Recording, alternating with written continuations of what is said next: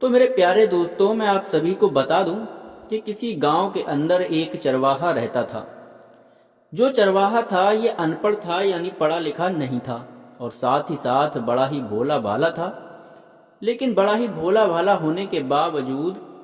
اس چرواہے کو اللہ کی ذات پر ایسا بھروسہ تھا کہ اس کے بارے میں سننے کے بعد یقیناً آپ کے ہوش اڑ جائیں گے۔ دوستو، اس چرواہے نے اپنے گاؤں کے آس پاس کے جتنے میدان تھے، جتنی بھی پہاڑیاں تھیں،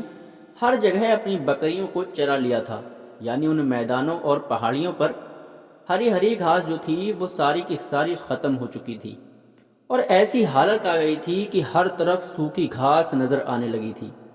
مگر مرتا کیا نہ کرتا، مجبور ہو کر بکریوں کو سوکھی گھاس ہی کھلانا پڑتی تھی۔ لیکن یہ ہم لوگ بھی جانتے ہیں کہ بکریاں سوکھی گھاس نہیں کھایا کرتی، اور یہی چیز کو لے کر وہ بڑا پریشان رہنے لگا، اور ہری گھاس نہ ملنے کی وجہ سے بکریاں بڑی کمزور ہونے لگیں۔ یہ حال صرف اسی شخص کا نہ تھا، یعنی اور بھی چرواہے تھے، سبھی یقیناً اس بات کو لے کر پریشان تھے کہ ہم اپنی بکریوں کو ایسا کیا کھلائیں، ہری ہری گھاس یقیناً ختم ہی ہو چکی ہے۔ دوستو، ایک دن کی بات ہے کہ جمعے کا دن آتا ہے، اور یہ چرواہا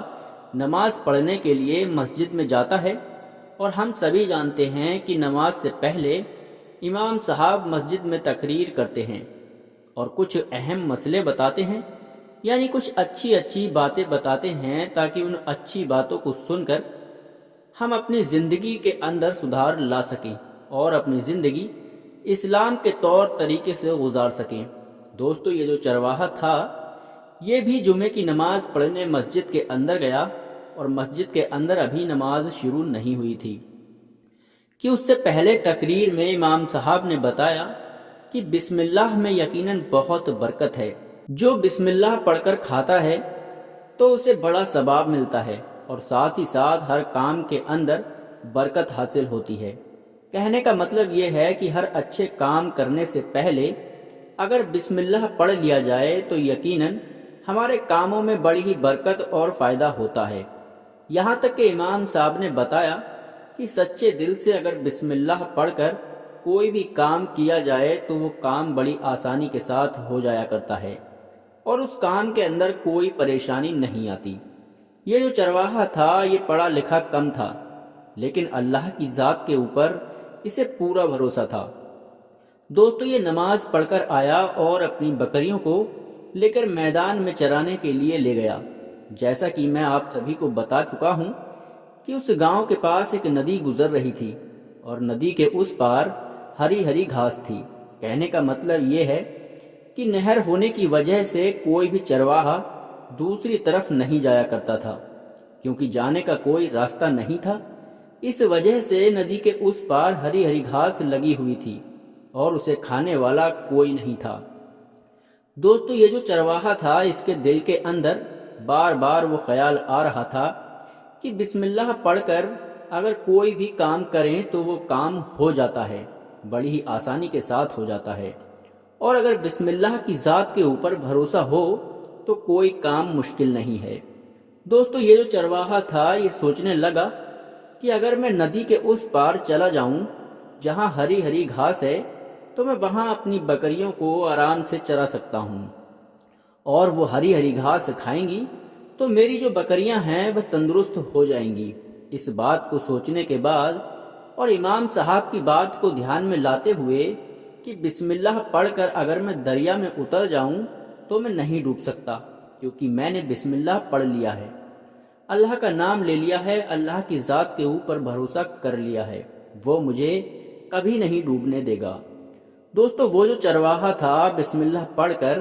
ساری بکریوں کو لے کر دریا میں اتر جاتا ہے۔ اللہ کی ذات کے اوپر ایسا بھروسہ تھا، ایسا یقین تھا کہ وہ دریا میں نہیں ڈوبا اور دریا پار کر گیا، اور جس کی وجہ سے اس کی بکریوں کو ہری ہری گھاس کھانے کو ملی، اور دھیرے دھیرے کر کے وہ چرواہا بسم اللہ پڑھ کر روزانہ اسی طریقے سے دریا کو پار کرتا رہا، یعنی بسم اللہ پڑھ کر آتا جاتا اور اپنی بکریوں کو ہری ہری گھاس کھلاتا۔ تھوڑے ہی دن کے اندر اس کی بکریاں تندرست ہونے لگیں۔ اسی چیز کو دیکھ کر باقی جو چرواہے اس سے جلنے لگے، یعنی حسد کرنے لگے کہ ایسی کون سی بات ہے، ایسا کیا کھاتی ہیں اس کی بکریاں جس کی وجہ سے یہ موٹی تازی ہوتی جا رہی ہیں؟ یہاں تو کوئی ہری ہری گھاس دیکھنے کو نہیں ملتی، پھر کھاتی کیا ہیں؟ دوستو پھر سبھی چرواہے اس چرواہے کے پاس جاتے ہیں اور کہتے ہیں کہ بھائی، تم اپنی بکریوں کو کیا کھلاتے ہو؟ اتنی تندرست کیسے ہو گئیں؟ ابھی کچھ ہی دن پہلے تمہاری بکریاں بہت ہی زیادہ کمزور تھیں اور یہاں تو کہیں بھی ہری ہری گھاس بھی نظر نہیں آتی، تو تم انہیں کھلاتے کیا ہو؟ دوستو جیسے کہ میں آپ سبھی کو پہلے ہی بتا دیا ہے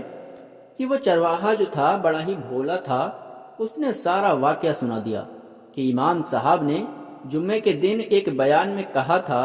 اور بتایا تھا کہ بسم اللہ کی بڑی برکت ہوتی ہے۔ میں وہی کرتا ہوں کہ بسم اللہ پڑھ کے دریا کے اس پار جاتا ہوں اور دریا میں اتر جاتا ہوں، اور میں دریا میں نہیں ڈوبتا، اور میں دریا کی دوسری طرف جا کر اپنی بکریوں کو گھاس کھلا دیتا ہوں جہاں ہری ہری گھاس موجود ہے۔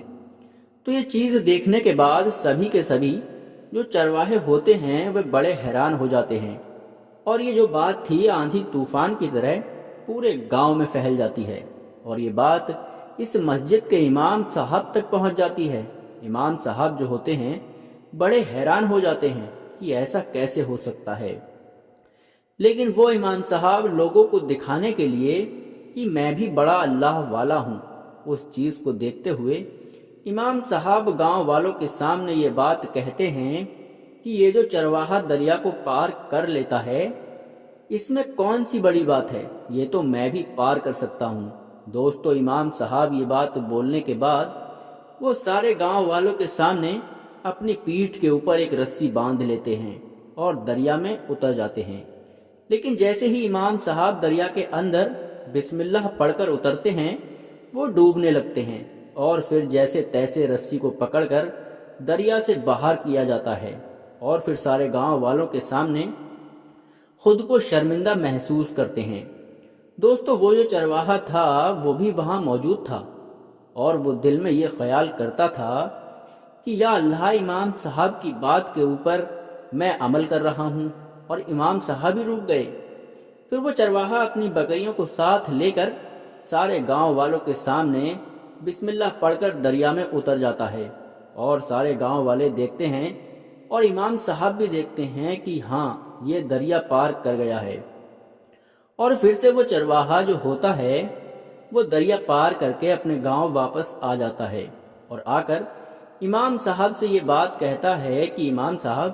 مجھے یہ بات معلوم پڑ گئی کہ آپ ڈوب کیوں جاتے تھے۔ دوستو چرواہا یہ بات کہتا ہے کہ دراصل بات یہ تھی کہ آپ کو اللہ کی ذات سے زیادہ اس رسی کے اوپر بھروسہ تھا جسے آپ نے اپنی پیٹھ کے اوپر باندھ رکھا تھا، یعنی آپ نے سوچ رکھا تھا کہ اگر اللہ مجھے نہیں بچائے گا تو مجھے یہ رسی ڈوبنے سے بچا لے گی، لیکن اگر رسی کی جگہ اللہ کی ذات کے اوپر بھروسہ رکھتے تو آپ کبھی نہیں